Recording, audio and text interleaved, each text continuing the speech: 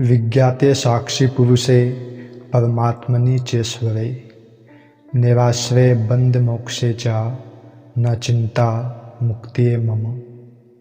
साक्षी पुरुष परमात्मा ईश्वर आशा मुक्ति तथा बंध मुक्ति के जान लेने पर मुझे मुक्ति के लिए चिंता नहीं है।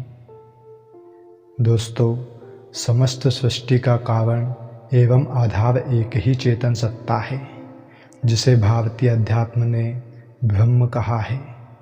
यह ब्रह्म सत्य है, शाश्वत है, ज्ञान स्वरूप है एवं अनंत स्वरूप है।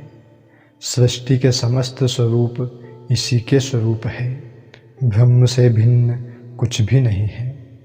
समस्त प्राणी जगत के भीतर वही चेतन तत्व ब्रह्म विद्यमान है, जिसे आत्मा कहा जाता है। देह इंद्रियों के संयोग वाला यह आत्मा ही जीव है। इस जीव और ब्रह्म का अभेद संबंध है, जिसे गुरु आत्मज्ञानी शिष्य को उपदेशित करता है।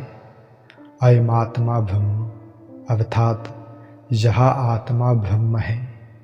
तत्वमसि, वह तू ही है।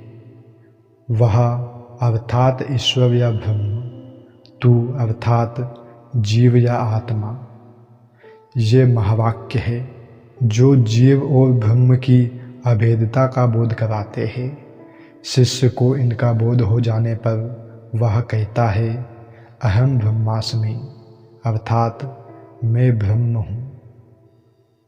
आत्मा और परमात्मा का अभेद संबंध केवल चेतन में होता है।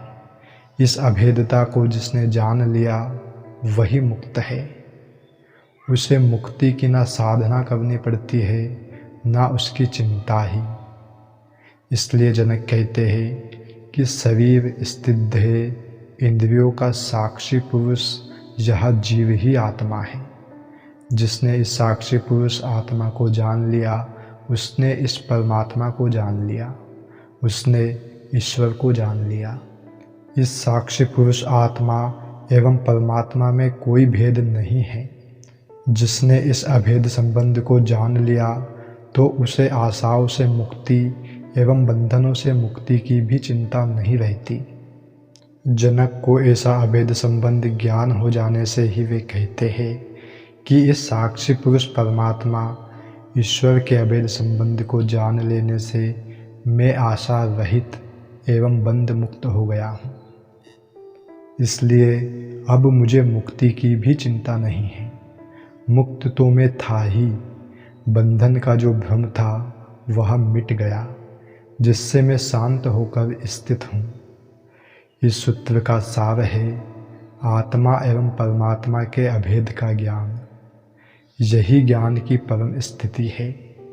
जो दोनों में भेद देखते हैं, परमात्मा को आत्मा से भिन्न समझते हैं, वे द्वैतवादी धर्म हैं।